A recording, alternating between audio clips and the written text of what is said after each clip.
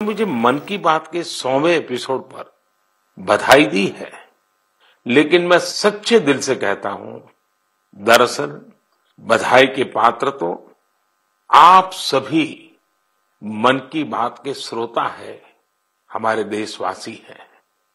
मन की बात कोटि कोटि भारतीयों के मन की बात है, उनकी भावनाओं का प्रकटीकरण है।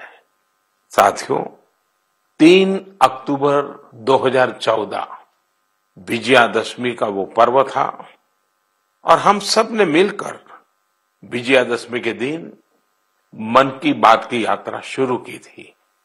विजयादशमी यानी बुराई पर अच्छाई की जीत का पर्व। मन की बात भी देशवासियों की अच्छाइयों का, सकारात्मकता का एक अनोखा पर्व बन गया है। एक ऐसा पर्व जो हर महीने आता है, जिसका इंतजार हम सभी को होता है। हम इसमें पॉजिटिविटी को सेलिब्रेट करते हैं, हम इसमें पीपल्स पार्टिसिपेशन को भी सेलिब्रेट करते हैं।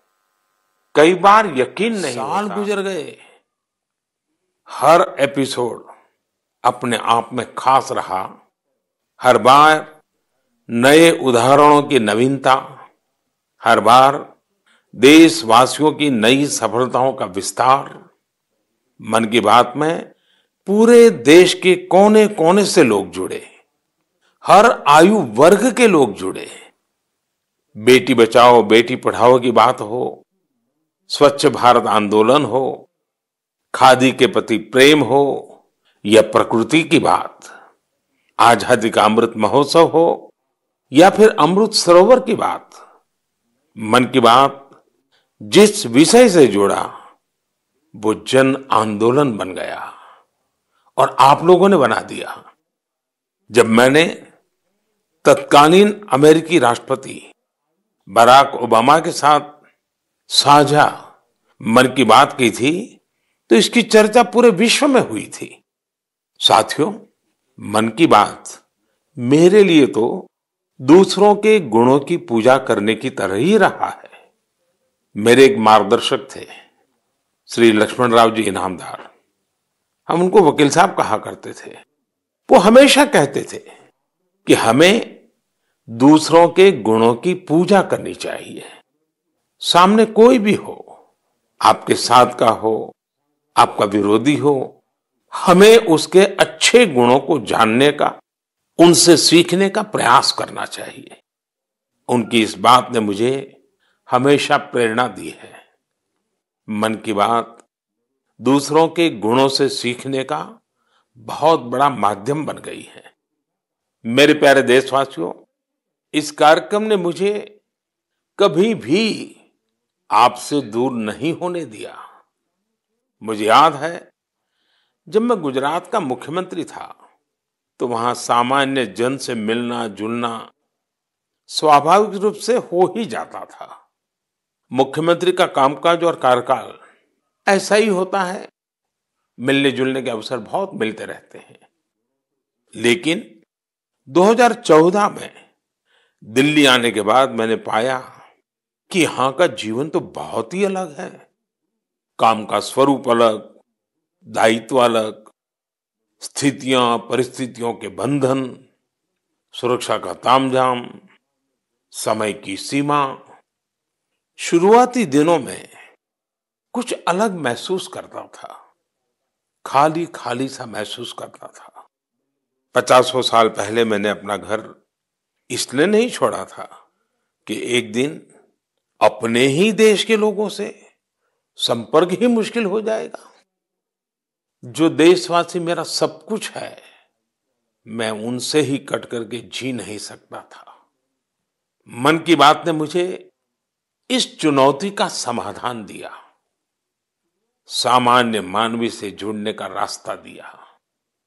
पदभार और प्रोटोकॉल व्यवस्था तक ही सीमित रहा और जनभाव कोटि कोटि जनों के साथ मेरे भाव विश्व का अटूट अंग बन गया।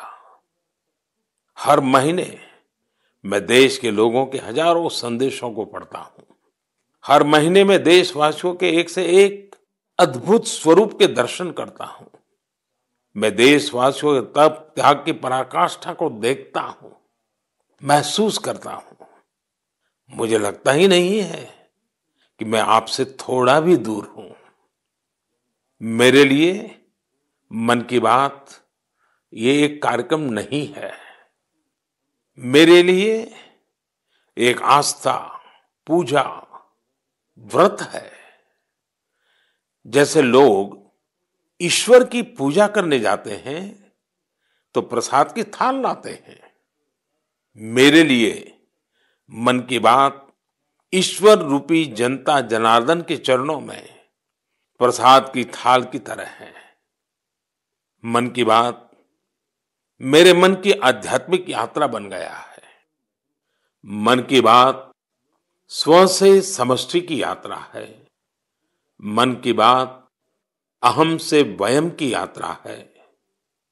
यह तो मैं नहीं तू ही इसकी संस्कार साधना है। आप कल्पना करिए, मेरा कोई देशवासी 40-40 साल से निर्जन पहाड़ी और बंजर जमीन पर पेड़ लगा रहा है। कितने ही लोग 30-30 साल से जल संरक्षण के लिए बावड़ियां और तालाब बना रहे हैं, उसकी साफ सफाई कर रहे हैं।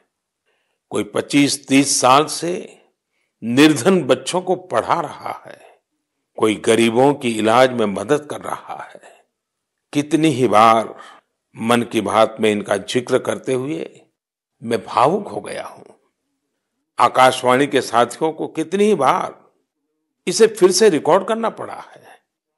आज पिछला कितना ही कुछ आंखों के सामने आए जा रहा है। देशवासियों के इन प्रयासों ने मुझे लगातार खुद को खपाने की प्रेरणा दी है। साथियों, मन की बात में जिन लोगों का हम जिक्र करते हैं वे सब हमारे हीरोज हैं, जिन्होंने इस कार्यक्रम को जीवंत बनाया है। आज जब हम 100वें एपिसोड के पड़ाव पर पहुंचे हैं तो मेरी ये भी इच्छा है कि हम एक बार फिर इन सारे हीरोज के पास जाकर उनकी यात्रा के बारे में जानें। आज हम कुछ साथियों से बात भी करने की कोशिश करेंगे। मेरे साथ जुड़ रहे हैं हरियाणा के भाई सुनील जगलान जी।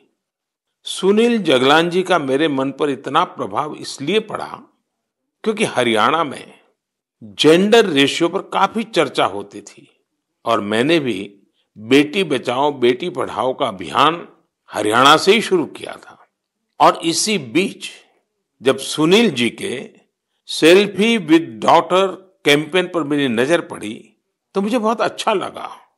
मैंने भी उनसे सीखा और इसे मन की बात में शामिल किया। देखते ही देखते सेल्फी विद डॉटर एक ग्लोबल कैंपेन में बदल गया।